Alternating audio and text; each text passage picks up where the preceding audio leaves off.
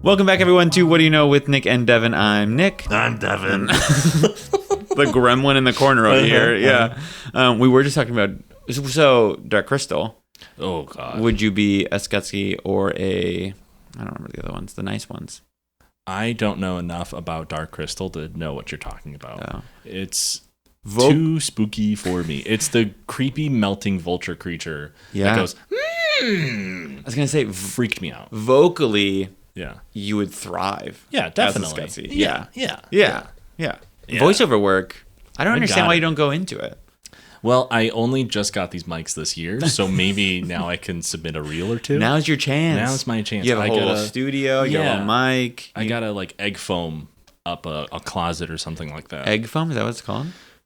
No. That's what you call it? Yeah. Because it looks like a carton of eggs. Like a carton of eggs.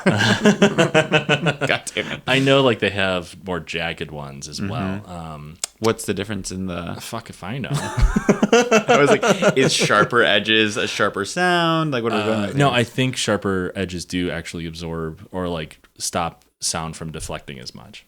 I'm pretty if I recall smart, correctly. So, no, if I can put that, I know a lot of people have recording studios in a tiny closet that's just all foamed up and super dark, and they just stand in there and this is now an Audible book or whatever the fuck they voice over.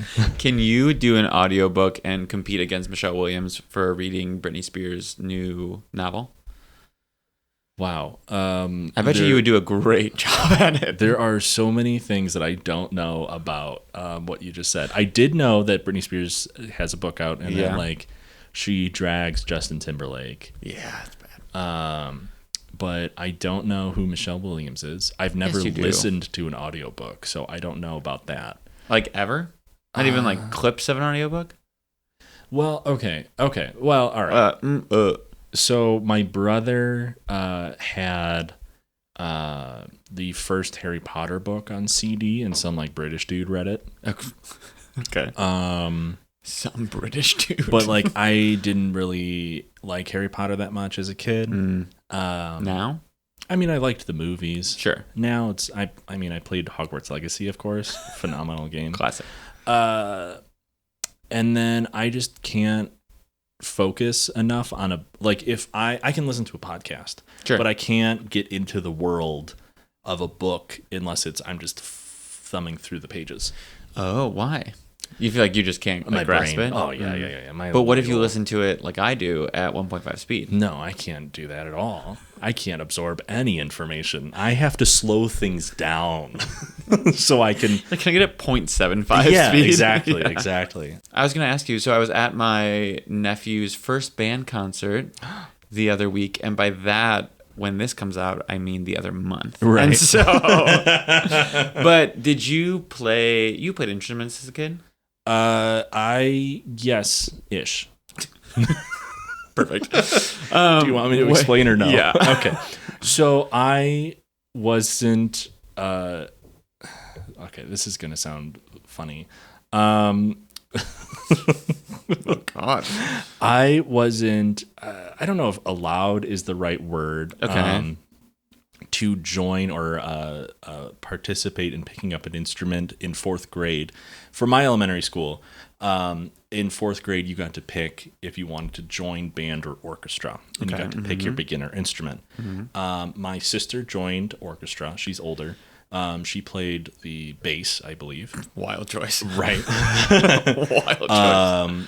And then I don't remember how far she got. I think she maybe finished a year or two. Okay.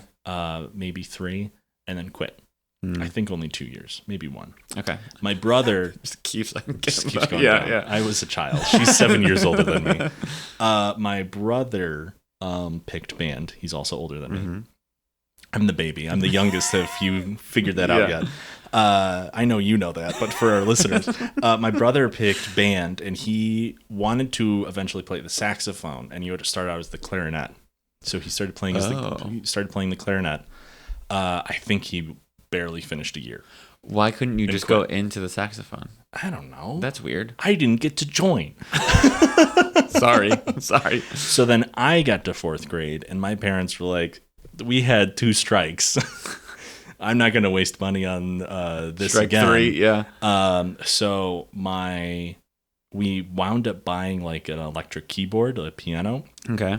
And my uncle was supposed to teach me piano. My parents, or at least my mom, was like, hey, you're going to learn piano. And if you learn piano, then you can play a different instrument. I was like, all right, fine. I'll learn how to play piano. Yeah. This is a really long tangent. I like it. Okay. We're going to have to edit this out somehow. So my uncle is supposed to teach me piano, and like he gives me some books. I start doing some lessons, mostly by myself. And then he moves to New Jersey that same year. And so I'm left with these lessons and myself. And like this keyboard was pretty cool. It like had piano lessons built into it. Yeah. And so I was kind of playing along with that. And so I know how to play piano-ish. I was really struggled with using two hands. Yeah, it's hard. It's difficult. Yeah. And so I have that knowledge. And then at some point in my life, I found a harmonica among my mom's things. I was like, whoa, a harmonica. That's really cool. So then I kind of taught myself how to play harmonica. And I have like 4 harmonicas now in different keys. And so I haven't played in years. Same with piano. And I was like, yeah, this is great. So I kind of know how to play harmonica-ish. And then the ukulele craze happened. Where everyone has a ukulele. I have one collecting dust in my closet right now. Naturally. And then I taught myself how to play ukulele kind of ish. Okay. So I'm self-taught-ish in 3 different instruments. Which of those 3 do you feel like you could play the best? I think I got better at making up chord progressions on the ukulele than anywhere else. Okay. I did like figure out a couple different songs on harmonica when I was really jamming on them. Cute. And that is what you do with a harmonica. Is You can jam. You jam on it. You can jam. I've been thinking about like re-picking up those instruments, getting the keyboard from my parents' house. I've also really considered picking up playing banjo. Yikes. I fucking love the banjo. We don't need deliverance it's so cool. in this. I love the banjo. In the studio. But what would be great is if you did get the keyboard and then it was kind of like an organ player at a sports game. Yeah. And that's how you brought us in. All right, bet. We'll do that next time. We have little intermissions. Yeah. Okay, perfect. So that was a really long tangent to say, no, I don't know how to play instruments. But kind of. Thank you for elaborating, though. Yeah, I appreciate that. So that was 10 minutes of me doing nonsense. What is this related to? Nothing. Oh. I was just asking. This has nothing to do with my topic. What? Yeah. All right. It's just banter. Don't you dare cut this out. Okay. You keep it in. I'll know. Okay. So what's your topic then? Or what? Okay, fine. Hold on. Let me be polite. Thank you. What instruments do you know how to play? I played percussion and violin. Percussion for just a little bit. Did you just play the cymbals? You just slap those cymbals? I hated the cymbals because you have to it's actually not harder than you think it is. It's just trickier. Yeah. But I played percussion through middle school. But I played violin from 3rd grade through high school. Oh, I remember that. Yeah, I played for a long time. We were talking about that the other day because my nephew doesn't like playing the clarinet. And so, oh my God, that's how we got onto this. Holy shit. Okay. So he doesn't like playing the clarinet and wants to switch, but you can't switch until after winter break. You have to give it X amount of time. Yeah. Right. And so I was like, we were talking to my niece, who's the middle of the 3 of them. And I was like, you should take up violin. And Brian, of course, was like, you should take up trumpet. And I was like, no, don't do that.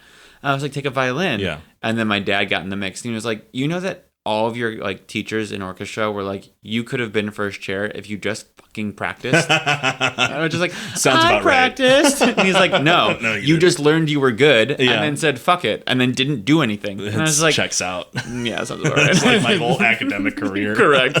You're just like, oh, I'm smart. Nah, I'm fine now. Yeah. But that's it. Can you make the trumpet sound with your voice? No. Oh, with my voice? Yeah. I thought you meant with the mouthpiece. No, not with the mouthpiece. No, I can't do it with the mouthpiece. Can you do the elephant thing? Yeah. Like that? Mm-hmm. And that's how we segue into my topic today. What do you know about sound waves, mouth noises. Okay, what do you Slurping. think? What do you think the word jumbo, an elephant, and a brothel have in common? Okay, so I think that I got nothing. This sounds like a bit like a priest or rabbi walking to a bar. It does. It's not. We're going to talk about, what do you know about Jumbo the elephant? I do know one thing. Oh. That there is a brothel involved. I swear to God, I hate you. I fucking hate you. That's all I got. Anyway, let's talk about Jumbo the elephant today. Kind of a wild story, kind of weird. It's like just a little glimpse in American history. But it kind of has, I don't know. It was just an interesting topic that I kind of came across, and I was like, yeah, why not? So Jumbo the elephant was a male African bush elephant, born approximately December 25th, 1860 in Sudan. So timely to Christmas. It's Christmas time, not when this comes out, but where we are now. So originally in Sudan, Jumbo was captured by Tahir Sharif, a Sudanese elephant poacher, and Johann Schmidt, a German big game poacher, after killing Jumbo's mom. A little sad. Oh. Yeah. Sold to Lorenzo Casanova, who was an Italian arms dealer and explorer. I was like, what a wild combo. Yeah. Yeah. But I feel like everyone in the mid to late 1800s was an explorer. You know what I mean? It is very arms dealer. Gearing up for those big wars. Just like up. Fall Out Boy, I am an arms dealer. And so... What a wild quote to throw into here. I'm sorry, everyone. So Lorenzo Casanova took Jumbo north to Suez, and across the Mediterranean to Trieste. Okay. Casanova, got it? Perfect. Casanova sold him and other animals he purchased in Sudan to, Gottlieb? Gottllieb. Sounds right to me. Gottlieb Christian Kreutzberg, also known as Menagerie Kreutzberg. If you will, in Germany. End of note. Then they transported Jumbo from there to Paris in 1862 and kept him captive in the Paris Zoo, the Jardin des Plantes. I think that's how you say it. Okay. I don't know. Jumbo actually is kind of lucky at this point in his life. He didn't get killed with his mother, so that's lucky already. We'll take the win. And so, because after he's at the Paris Zoo, he gets transported to the London Zoo. Okay. But why I say that is because that happened he was in Paris Zoo in 1862. He gets transferred to London Zoo in 1865. However, in 1870, only a few years later, is the siege of Paris. Oh. And so everyone is cut off in Paris from food, supplies, and all these things. Right. And so about 100 days into that siege, they turn towards the zoo animals to eat the zoo animals, right? Which I do have to say, there was a local menu. They found a menu from the time from a local cafe about the menu on Christmas Day, and it is wild. And I'm going to read it for you now. Please. So this is the Neighbor Cafe, December 25th, 1870. Yeah. Hors d'oeuvres, butter, radish, stuffed donkey head, sardines. Oh. Donkey head's huge for an appetizer. Quite massive. I wonder if you just kind of like I imagine on a buffet and you kind of just scoop out. Yeah. Like you have a little plate and you're walking around. I don't know if they did that back then, but that's what I imagine. Soups. So we have red bean puree with croutons and elephant consomme. Okay. That could have been Jumbo. Do you see what I mean? Lucky life. Right, he could have. Find that silver lining. Starters, fried goujon, which is strips of basically fried fish or chicken. Okay. And then English style roast camel, kangaroo stew. Okay. And roasted boar ribs with pepper sauce. Okay, that sounds pretty good though. The boar rib? Bear ribs. Oh. Those are massive. That's different. I was like, boar. That's pretty try fine. Both, yeah. that is the starters. So we're only at hors d'oeuvres, soups, and starters. We have a whole 7-course meal. Truly. Mains, wolf leg with venison sauce. Oh. This one I don't know. That's weird that it's wolf and then venison sauce. Right? Yeah. Well, this one's weird. Cat flanked by rats. Okay. This is where I go, was this kind of like jokey? Yeah. Or was this the cats and the rats? Right. But what I mean is like, venison. did you like serve... Yeah. Did you actually serve cat and rats? Yeah. So that's all I'm saying. Watercress salad. Yeah. Antelope terrine with truffles. Okay. And then porcini mushrooms in Bordeaux style and peas in butter. Those are your mains. Okay. Yeah. For dessert. Dessert, yeah. Nothing special, unfortunately. Oh. It's just rice cakes with jam and Gruyere cheese. It's not like penguin ice or something like that. That would have been so... Get back there. Get back to 1870. Time traveling machine. So, fun, wild bananas of a menu. That's some description for it. I just like can't imagine, like, it's one thing the fact that you have to turn towards the zoo to be like, we need food. Right. But it's another thing to like create this elevated meal off of that. Like that's a whole nother level of wild. So that was the siege in 1870. But we'll take it back to Jumbo going to the London Zoo, which was June 26, 1865. Okay. So he was traded for several other animals from the London Zoo. So the Paris Zoo, for transferring Jumbo, got 1 rhino, a jackal, 2 eagles, a pair of dingoes, a possum, and a kangaroo. Well, we know what happened to the kangaroo. Womp, womp. Oh my God. Also, how do you spell possum? Are we talking about an American possum or an Australian possum? Just possum. Okay, well, I didn't realize that you needed the OPP. I'm sorry, it's OPPOS. Ooh, is there 2 S's? I don't know if there are 2 S's, but then it's UM. See, that's what I spelled it as. Yeah. And Google Word doc. Yeah. What is it? Google Docs. Google Docs. Yeah. Told me that it's just POSSUM. No O. See, that's a different possum. The American possum is opossum. Okay. And the other possum, I think it might just be like a European possum, maybe not an Australian possum. Okay.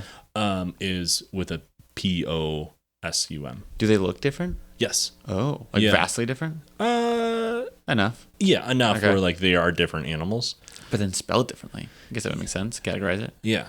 Interesting. Yeah, we have like the freaky, but they're so freaking cute, little like rat type opossums. Are they cute? They're so cute. Like a raccoon is cute. Yeah, raccoons are cute. A possum is fucked. No, I love possums. It's like the redneck like raccoon cousin. Yeah, they're so cute. I was at work. We just got like a rural part of Florida added on to our team. Yeah. And they were talking about how in the county over from them is the Possum Festival. And I was like, I've heard about the Possum Festival. I saw a TikTok about it. I want to go. It sounds wild. I was like, of course in Florida. I was like, that's insane. It's the only good thing about Florida. Is the Possum Festival. Hell yeah, brother. Truly. We're done. We're moving on. So he's at the London Zoo. Yeah. Matthew Scott is his keeper. In 1885, Matthew Scott writes a biography that details his time with Jumbo. He states that when they received Jumbo from the Paris Zoo, quote, the poor thing was full of disease, which had worked its way through the animal's hide and had almost eaten out its eyes. Oh, I know. Geez. Very sad. Yeah. Jumbo was a huge tourist hit due to like his large size. I mean, and we talk about that later, but he was almost like 10 feet tall at the shoulders by the time he died. Oh, wow. Which is actually like for an African, especially a male bush elephant, can get up to like 13 feet tall. Damn. At the shoulders. That's crazy. I'm like, that's nuts. Yeah.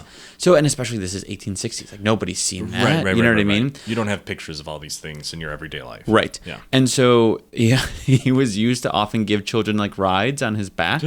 Even Queen Victoria loved him. That's hilarious. Yeah.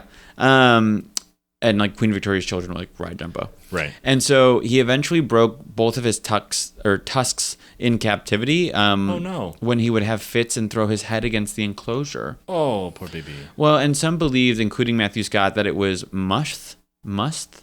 It's like MUSTH, which is like a swelling of the temporal glands. And so like that can kind of like change like some hormones and change some things in them. And so kind of have these fits. And it can also come out like on the skin and the hide. And so some people thought that like that was causing him to have these kind of aggressive behaviors. And wanting to get rid of that feeling. Correct. Others, including modern researchers, believe that it was a toothache because his soft diet did not allow his teeth to grow and form properly. And so his overgrown molars were hurting him. And so he's clinging his head around because his molars hurt because he's not given food that can like naturally grind down his molars. Which is like, that's so sad that it was just a toothache. And so because he was kind of not getting more aggressive, but because it was just constantly hurting him, he's having some of these fits and stuff. In 1882, Abraham Bartlett, the London Zoo superintendent, decided to sell Jumbo to an American for £2,000 or $10,000, which is about $302,000 today. Wow. So a big chunk of change. Yeah. So any guesses on who this American was that bought Jumbo? Is it someone by the name of either Barnum or Bailey? Phineas T. Barnum it is. So the American is Phineas T. Barnum of Barnum and Bailey circuses. And so, like I said, there was growing concern of Jumbo's aggression, was a major factor in deciding to sell Jumbo. They didn't want him to kind of get out of his enclosure and cause a public disaster. So send it over to the States. Correct. This actually sparks national controversy in England. So the initial selling and the initial decision to do that, like, no one really cared. Yeah. But what happened was Jumbo was physically resisting leaving the zoo. Like, as they were, like, getting him, like, ready and getting him out, he was, like, backing up, like, not want all these things, which was then told and depicted, like, by newspapers and stuff like that in drawings and, like, kind of tugged at Londoners' heartstrings to the point where they viewed it as a major loss for the British Empire if they were to lose Jumbo. Okay. 100,000 children write to Queen Victoria begging her not to sell Jumbo. Holy shit. Isn't that crazy? Wow. All right. And so John Ruskin, a member of the Zoological Society, wrote an op-ed in the Morning Post stating, quote, I, for one of the said fellows, am not in the habit of selling my old pets or parting with my old servants because I find them subject occasionally, perhaps even periodically, to fits of ill temper. And I not only regret the proceedings of the council, but disclaim them utterly as disgraceful to the city of London and dishonorable to common humanity. So he's like, how dare you? Yeah. He's just an animal. Let him have his fits of anger and keep Jumbo here. And so a lawsuit was even put in place against the zoo, stating that the sale was a violation of multiple zoo bylaws. And the zoo attempts to renege on the sale, but the court upheld the sale to Barnum.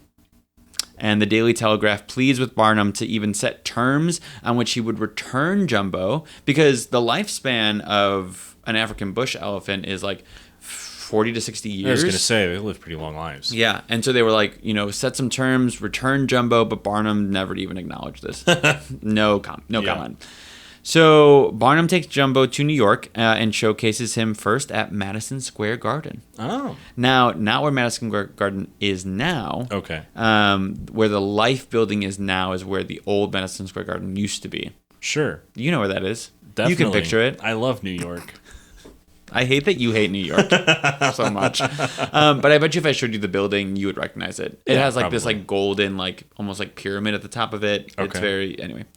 So the crowds are so large and consistent that Barnum earns back the money he spent on Jumbo in just 3 weeks. Oh, wow. Yeah. That's crazy. So the circus that included Jumbo ran for 31 weeks, like that kind of season, that circus season. Yeah.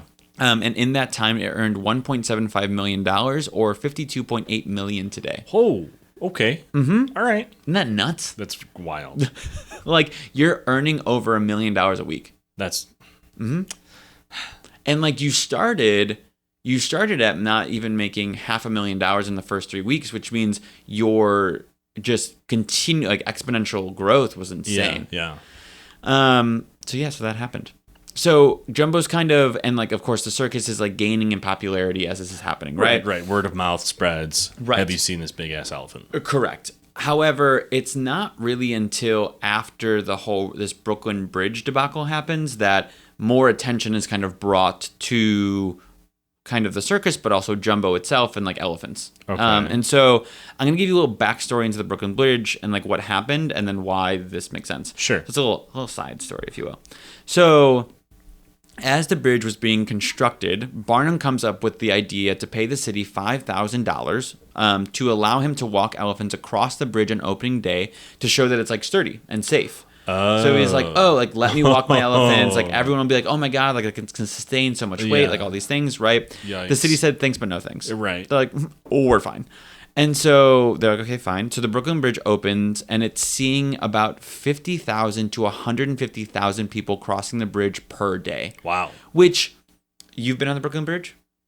Maybe.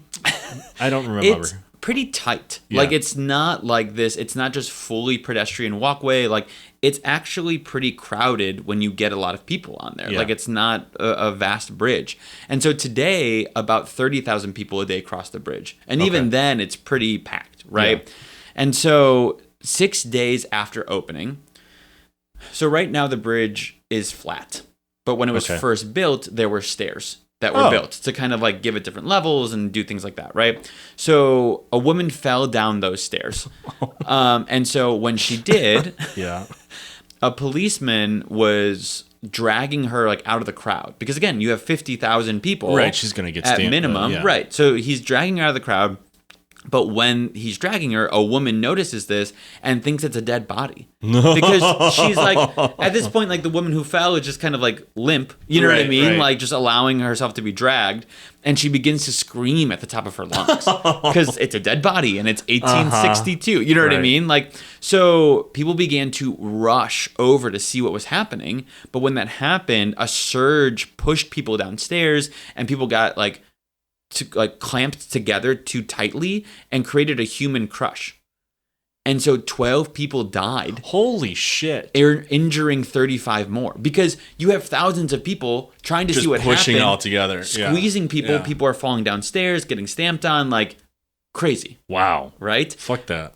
Bananas. And so rumors began to spread after the event because, of course, it did. Because no one, telephone at that time was insane.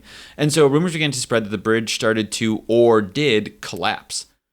And 150,000 people died in the event. So that was the rumor, was that the bridge either was starting to collapse or did collapse, and then all these people died, and like all these things happened. Wow. Because all they knew was that people died, and it happened on the bridge, and so of course... they just decided to multiply that by like 100,000. Right. Correct. And so... even though the city increased police measures and safety precautions like emergency call boxes, which are still on the bridge, which is kind of cool, the reputation of the bridge was just destroyed. Kaput, yeah. Everyone's like, well, I'm not crossing that thing. Like, I could die, you know? And so finally, about a year later, May 17th, 1884, Barnum's like, you want to take me up on my offer? Like, it's going to cost you extra now. Right, exactly. It's like, now you pay me. Right. Like, originally I was going to pay you, and now you pay me. So on that day, Barnum uses Jumbo and 20 other elephants to cross the Brooklyn Bridge to demonstrate that it was safe for people to use. Oh, wow. And it really did work. Like, it kind of changed the course of people using the Brooklyn Bridge again and like all these things. And so it helped. And that also kind of, people saw this, because all the other elephants were kind of, smaller in elephant size compared to Jumbo. Right. So then people saw Jumbo and they're like, living up to its namesake. Yeah. Right, exactly. And so that's kind of like how Jumbo got the rise to this just like societal phenomenon that he became. What's kind of sad is that do we now talk about like the fall of Jumbo and like how he's done like a bunch of drugs and alcohol? Yeah, and then the redemption of Jumbo, and then no, Jumbo actually unfortunately died kind of young. Oh no. I know, sorry. And so his death, at the time of his death, like I said earlier, Jumbo's shoulders height was 10 feet 7 inches. Yeah. Barnum was claiming, of course, that it was actually, he was 13 feet 1 inches, which researchers did believe he would have grown to that size, actually, if he was able to keep growing.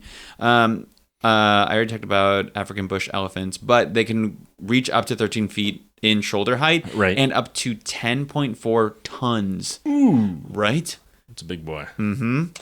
Big boy. And their lifespan. A big boy up there.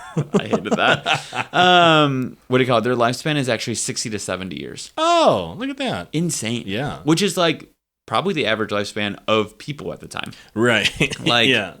So Jumbo at the time of his death was only 25 years old. Oh, I know. poor baby. And male bush elephants don't stop growing until about age 40. Whoa. So okay. he was He still would have been massive. Massive. So in September of 1885, Jumbo was being loaded back into his boxcar after performance. Being loaded back into his boxcar after a performance, and his boxcar was in a railway in St. Thomas, Ontario. But while that's happening, another train came down the track and mortally strikes Jumbo. Yeah, as you were starting to say, like, oh, he's getting on the track, I was like, oh, fuck, I think I remember how he dies. Mm-hmm. It's like he gets hit by a train. He gets hit by a train, and so Jumbo passed away within minutes of the strike. So at least it was like quick-ish. Yeah. What do you call it? Of course, Barnum uses this to spin the death, right?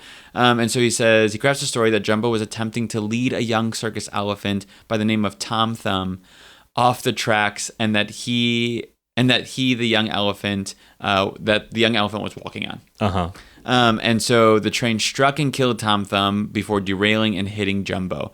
Other witnesses were paid off to support that story. What a weird story. Like, you could just say, like, oh, yeah, Jumbo got hit by a train. Right. Like why did you have to, like, heroic Why action? wouldn't you spin it being like, oh, Jumbo saved this little elephant's life? Like, I thought that's where you were going with it. That's what...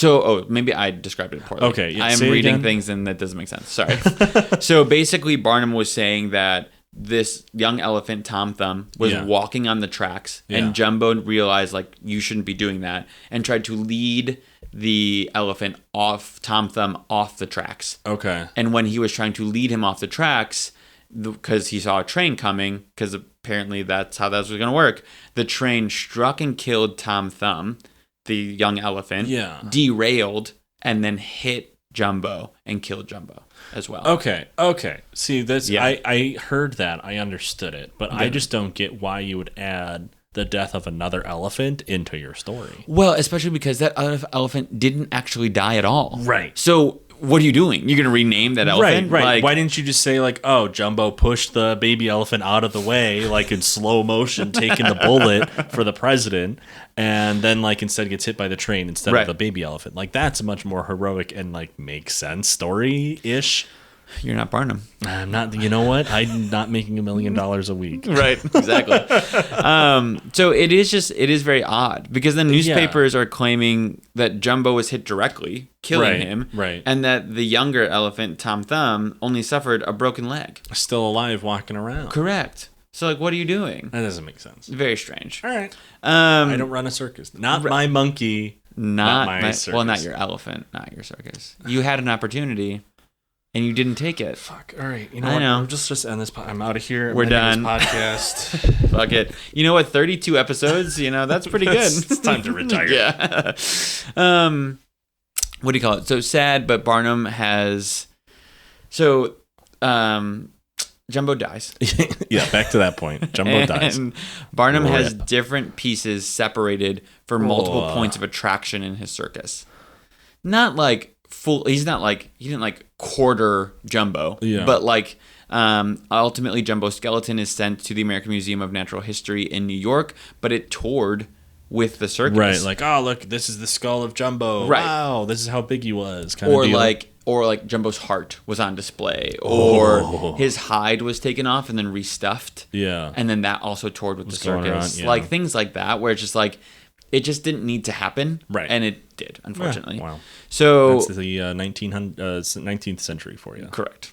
And so the skeleton, like I said, was eventually donated to the American Museum of Natural History in New York City. His heart was sold to someone, but eventually lost. Which is kind of odd. What? His hide was stuffed, and while it toured with the circus, eventually it was donated to Tufts to preside in P.T. Barnum Hall. Okay. However, there was a fire in April of 1975, and it was completely destroyed. Yep. But while it was on display, it was believed that if you dropped a coin in the nostril of the trunk, it would bring good luck on a test or sports game. It's like, how did we do that? Okay. How and why did we do that? Yeah. Well. And so... All right. The other very strange thing is that ashes from the fire, which are believed to contain some of Jumbo's remains, were kept. Because they were like, oh, like that's sentimental in a way, right? Sure, why not? Except they were kept in a 14-ounce Peter Pan crunchy peanut butter jar and remains in the office of the Tufts athletic director as like a good luck situation. Let me back up from the mic real quick. Hold on. What? What? A 14-ounce Peter Pan crunchy peanut butter jar. I mean, I love Peter Pan peanut butter, but like... What? Yeah. Why not like anything else? Right. Exactly. So strange. All right. It's like as bad as like a Folgers tin. I like to think that like maybe he liked peanut butter.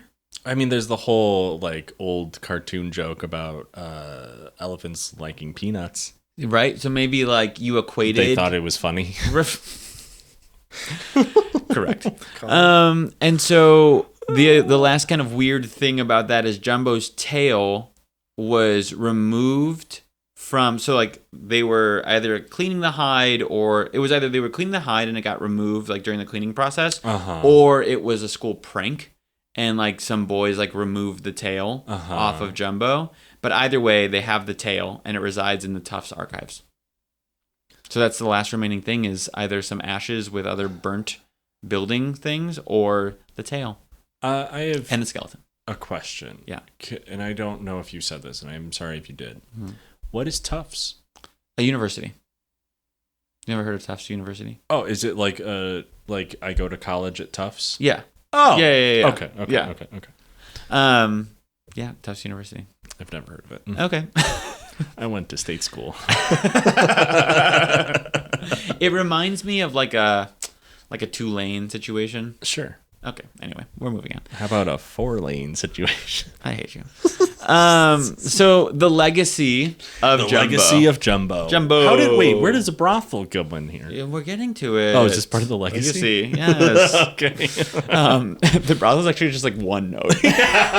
Truly, in this. Anyway, it's fine. So statues and other memorabilia of Jumbo remain in the UK. Great. Actually, including a statuette in the Natural History Museum. Very cute. Okay. Go ahead. No, I just hope that this statue or statuette that you're about to talk about is just a depiction of Queen Victoria like riding Jumbo with like a scepter in her hand. You're like, onwards! Like into battle? Yeah. That would be amazing. It isn't, but I think we need to make that now. Right. Yeah, can you draw that? Yeah. That's my next tattoo. Okay. Oh, God. All right. Get on it. So in 1985, in honor of the centennial of Jumbo's death, St. Thomas erected a life-size statue of Jumbo on Talbot Street. Okay. In 2006, the statue was inducted... It's so random. In 2006, the statue was inducted into North American Railway Hall of Fame under the category Railway Art Forms and Events. Other categories include... The train that killed them. Communities, businesses, government and organizations, facilities and structures, workers and builders, rolling stock, and technological innovations. But the statue was inducted into the Railway Hall of Fame. The fact that there even is a Railway Hall of Fame is a little... Well, there's a lot of important trains out there. I imagine. Thomas, the tank engine. Like, it is just like... It's like putting a murder weapon into a Hall of Fame. Right. Or like, yeah, bronzing it and putting it in the police station. Yeah. How odd. Question. Mm-hmm. When does the brothel come in? It's coming. Yeah, it is. I hate you. So St. Thomas Railway Brewery actually sells an IPA named after Jumbo, and it's called Dead Elephant. No way. No way. I was like a little in bad taste. Okay. So we're going to go back a little bit now. Okay. Okay, so we're going to talk about Lucy the elephant, which is not an actual elephant. I'm going to tell you about it. So it's a 6-story structure modeled after Jumbo, built of wood and clay. Okay. It was built in 1881, so before Jumbo's death, right? By James V. Lafferty, and it costs around $32,000 to construct. It stands 65 feet tall, 60 feet long, 18 feet wide, weighs 90 tons. It used 1 million pieces of wood, 200 kegs of nails, 4 tons of bolts and iron bars, 12,000 square feet of tin, and had 22 windows. So it's a building in the shape of an elephant. Correct. That used all those materials. It's terrifying. Yeah. Like, let me show you a picture because it's... Oh, that's awful. Yeah. Look at the eyes. Oh. Isn't that horrifying? Yeah, that's something else. Yeah, okay. It's not great. And so... yeah, anyway, so it sits in Margate Park, or Margate City, New Jersey, which is like just south of Atlantic City, just a couple miles south. Yeah. Originally named Elephant Bazaar, which truly, but not bizarre, like weird, like a bazaar. A bazaar. Yeah. It was built to promote real estate and attract tourists. Okay, I guess it would do its job. Right. It also acted at one time or another as a restaurant, a business office, and a tavern, and a cottage. And nope, not yet. God damn! All right. February of 2020, Lucy was listed on Airbnb for $138 a night. I would stay and there. welcomed its first overnight guest since it was a home in the early 1900s. Yeah, I would stay there, 100%, hands down. Easy, as much as I hate Airbnb. You would do it. Yeah. So Lucy is the oldest surviving roadside attraction in America, and Lucy is also now a national historic landmark. Okay. Okay. Now we're going to move on to Elephantine Colossus. Is this an elephant-shaped brothel? Because that's what I really wanted Lucy to be. It might be. It's not. You flip a table. Yeah. So this elephant was built after Lucy. Okay. So it is a 7-story structure modeled again after Jumbo. Great. Built in 1885, so the year of Jumbo's death. Yeah. Again by James V. Lafferty. James also did like 2 other elephant structures. He's got a weird thing. Loves elephants. Okay. Freud that later. So this cost about $65,000 to build, 122 feet tall, with legs that were 18 feet in diameter. So holy shit! The legs were the width of Lucy. Yeah. It is about twice the size that Lucy is. It used 3.5 million feet of lumber, 11,000 kegs of nails, 12 tons of irons and bolts, and 57,000 square feet of tin to wrap it. Jesus. Insane. That's fucked. So it sat on Coney Island in Brooklyn, above Surf Avenue and West 12th Street. Sure. Sure. It only existed from 1885 to 1896 because it burnt down in a fire. Wow. There's a picture and terrifying to see engulfed in flames. I have to show you this picture of the illustrated version of the fire. Okay. Whoa, oh, that's of the fire. Yeah, because its eyes are just like, oh my God. I mean, this thing is massive. That's a nightmare. Yeah, truly. Holy shit. Horrifying. For very different reasons. Yeah. So this this elephant structure consisted of 31 rooms, acted as a concert hall and amusement bazaar. It had novelty stalls, a gallery, a grand hall, and a museum. The front legs were cigar stores. Oh. The back legs were used as entrances into this structure. Okay. The eyes contained telescopes to act as an observatory for visitors. That's cool. The manager liked to claim that you could see Yellowstone, Rio de Janeiro, Paris. No. I was like, that's not true. But as tourism grew for Coney Island as a whole, the decline of the elephant started because other attractions were being built and people wanted to use their money for other things. Right. Like I would rather spend my money riding the roller coaster than going inside of this creepy elephant, right? And so what happens is it gets turned into a hotel. Fuck, yes. But nobody really wants to stay in the creepy hotel. I would. And so then, of course you would. Yeah. If you want to stay in Lucy, you're going to stay in this one. And then, so that declines even further, and it gets turned into a brothel. Yay! Finally! Which, it just does feel fitting to have a brothel in an elephant on Coney Island. Yeah, for how wacky Coney Island is. For the 1890s, like, it just feels right. Yeah. Yeah. So that's the brothel connection. Yeah. Kind of creepy. Like a brothel in Jumbo, you know what I mean? I can't imagine like just going up to an elephant structure and being like, yeah, I'm gonna have sex in here. Hey, baby.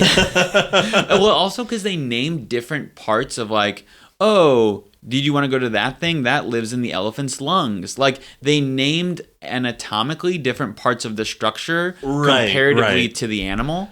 And so, like, oh, go to its, like, left leg, front left leg, or go to its, you know what I mean? Right. Like, well, it's like, I can't imagine, like, the manager of this brothel being like, all right, Darla, you're going to be in the lung today. And Sydney, sweetie, I'm sorry, but we got to put you in the left hindquarters again. But I hate the hindquarters. It smells like shit, Al. Keep going. Can I get some popcorn in here, please? Yeah. I just think there was like better rooms to like provide your service in. Totally. Like there was definitely a tier list. And there I was think the heart room was probably the best for obvious reasons. It had like a circle bed, like it had the whole the like, heart-shaped bed and whatnot. Well, and I think about Moulin Rouge when they're at the Moulin Rouge and she has like the whole elephant, like she lives in the elephant. And I'm like, did that somehow like inspire? Maybe. I'm just throwing it out there. One way to find out. Call Boz Lerman. So that is the brothel and Jumbo connection. Wow. Mm-hmm. That's good. That's great. Thank you. Yeah. And so 2 more points here for you. Oh, perfect. In 1941, Disney's Dumbo is released, which was inspired by the story of Jumbo. Many believe, and no basis to this, that Jumbo was Dumbo's father.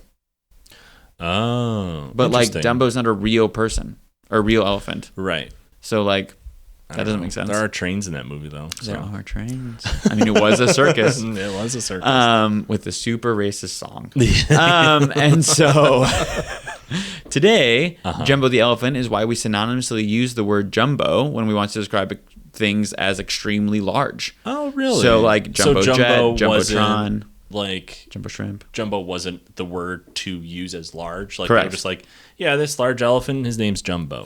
Right. I mean, because like when they named him Jumbo, there's some debate and like it's not really clear about like what the context of that word was at the time.